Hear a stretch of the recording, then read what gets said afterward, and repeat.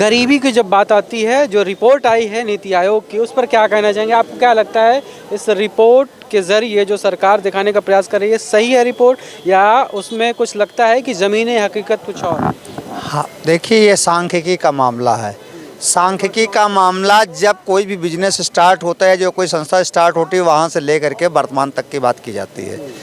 ये आंकड़े 2016 के बताए जा रहे हैं। अगर मान लिया कि हमारे देश में 29 करोड़ लोग गरीबी रेखा से ऊपर आ चुके हैं, तो निश्चित तौर पर 85 करोड़ में से 29 करोड़ लोगों को घटा दिया जाना चाहिए। 24 करोड़ ही मान लो, 24 करोड़ लोगों का राशन बंद कर दिया जाना चाहिए, शेष को दिया जाना चाहिए जो गरीबी रेखा में हैं। और जिस देश में गरीबी रेखा का पैमाना ही न तय हो, 8 लाख तक की इनकम वाला जो है एस्टिमेटेड वीकर सेक्शन का आदमी होगा, दुर्बल आय वर्ग का आदमी होगा। ये समझने की बात है, जिसकी इनकम 8 लाख तक होगी वो दुर्बल आय वर्ग का होगा। तो इस तो प्रकार से तो सारे सरकारी आदमी की सैलरी 60% लोग ऐसे हैं जिनकी इनकम 8 लाख से भी कम है, तो वो गरीबी रेखा के श्रेणी में रखे जाएंगे, यही तो कहना है। और एक तरफ बीपीएल की श्रेणी, तो जिनकी 8 लाख तक इनकम है, जिसकी इनकम एक भी पैसा नहीं है, उसको किस श्रेणी में आप लेके जाना चाहते हो? जिसकी इनकम 2 लाख रुपए साल की है, उसको किस श्रेणी में रखोगे? जिसकी इनकम 1 लाख रुपए, 70,000 रुपये, 50,000 रुपये है, तहसीलदार उसको सर्टिफाइड कर दे रहा है, उप जिलाधिकारी सर्टिफाइड, उसको किसकी श्रेणी में आप रखना चाह रहे हो? वो एस्टिमेटेड वीकर सेक्शन है, वह बिलो पॉवर्टी सेक्शन में है, किस में आप लेकर के लाना चाह रहे हो उसमें? तो गरीबी किस तरीके से दूर हो रही है, इसका कोई आंकड़े का तो हमारे समझ ही में नहीं आ रहा है। अगर ऐसा है तो 29 करोड़ 24 करोड़ जो भी आप कह रहे हैं गरीब रेखा से ऊपर आ गए, उनका राशन क्यों दे रहे हो भाई? इस जनता का राशन पैसा आप क्यों दे रहे हो ऐसे लोगों को? उनका बंद कर देना चाहिए तत्काल रूप से। तो ये सरकार के आंकड़े फर्जी हैं, चुनाव को देखते हुए सारे किए जा रहे हैं और सरकार लगातार बैकफुट पर आती चली जा रही है। ये सरकार में इतनी बड़ी गंदगी हो गई है। इन्होंने कहा सबका साथ सबका विकास, तो इन्होंने केवल अमीरों का विकास करने के लिए नहीं कहा, गरीबों से अमीरी में लाने का विकास नहीं कहा। इन्होंने सबका साथ सबका विकास का मतलब है कि गरीब को और गरीब किए जाने का भी, वो भी तो एक विकास है ना।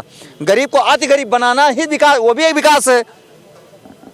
तो ये इनका जो आंकड़ा है वो गलत तरीके का आंकड़ा है।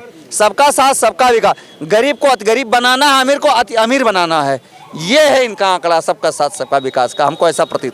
क्या कहेंगे 6 करोड़ लोग यूपी में गरीबी रेखा से ऊपर आ गए हैं, देश में 24 करोड़ लोग गरीबी रेखा से ऊपर आ गए हैं देश के। अच्छा मित्र, ये पहले सरकार तो तय करे कि गरीबी रेखा का परिभाषा क्या है। जहाँ जिस देश में 10 रुपये का एक गिला चाय मिलता है, 10, 12, 15 का जो समोसा मिलता है, उस देश में मतलब कि 26 रुपये में लोग खाना खा लेंगे, खर्च कर लेंगे। हाँ, ये मानक है, ये तय किया गया ये मानक।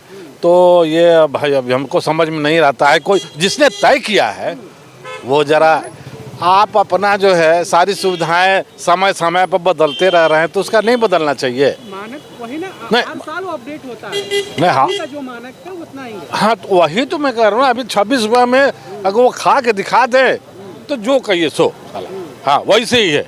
अगर वो 26 में भरपेट नाश्ता कर ले, भरपेट खिचड़िए नाश्ता कर ले, तो हम मान लेंगे कि हाँ वो उनका परिभाषा सही है। पहले तो ये है कि क्या 2 किलो चावल आप 3 किलो गेहूँ, क्या यही परिभाषा है? लोग खा ले रहे हैं, तो क्या ये परिभाषा है कि गरीबी रेखा से ऊपर हो गए? कई मानक है उसमें। वो तो फ्री का मिल रहा है, बेचारे खा रहे हैं, रोटी नमक खा रहे हैं कम से कम, है ना।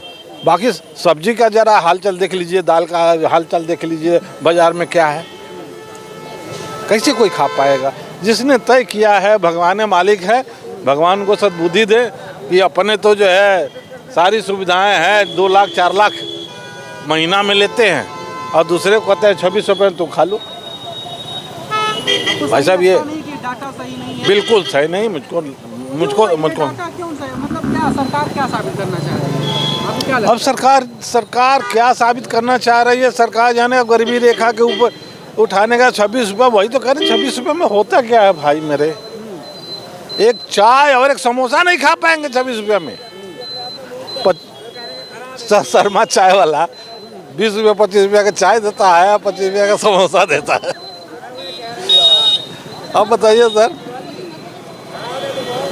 कैसे आदमी जो है मान ले कि वो सही है? एक मिसाल देना चाहता हूँ।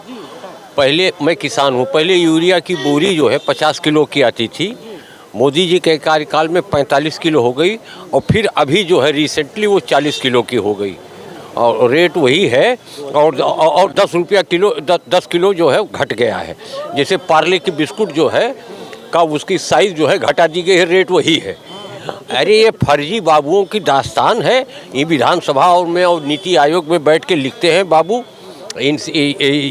देश के बहुत दुर्दशा है और सबसे बड़ी दुर्दशा की मिसाल यही है कि आप 80 करोड़ या 75 करोड़ लोगों को 5 किलो राशन दे करके सीना पीट रहे हो कि हम बहुत बड़ा काम कर रहे हैं। ये शर्म की बात है।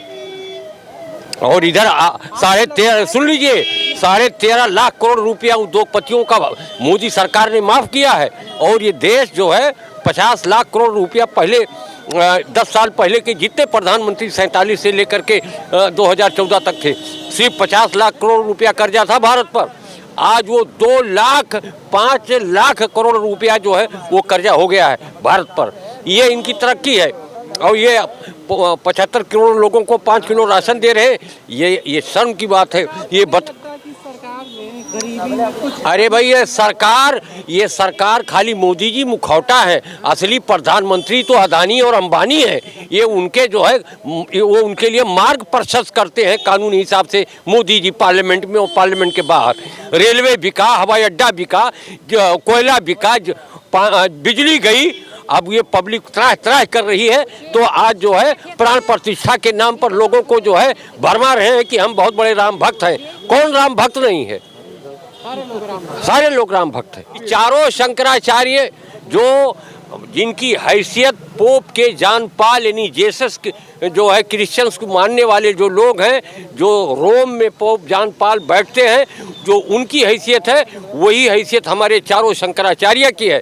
चारों शंकराचार्य कह रहे प्राण प्रतिष्ठा गलत है, राम मंदिर का निर्माण पूरा नहीं हुआ है अभी तक, उस पर ध्वजारोहण हुआ नहीं है, उस पर कलश चढ़ा नहीं है, वो पूरी बॉडी है और वो मूर्ति उसकी रूह है। जब तक पूरा नहीं होता है तब तक ये प्राण प्रतिष्ठा का कार्यक्रम सिर्फ जो है पॉलिटिकल इवेंट है 2024 के लिए।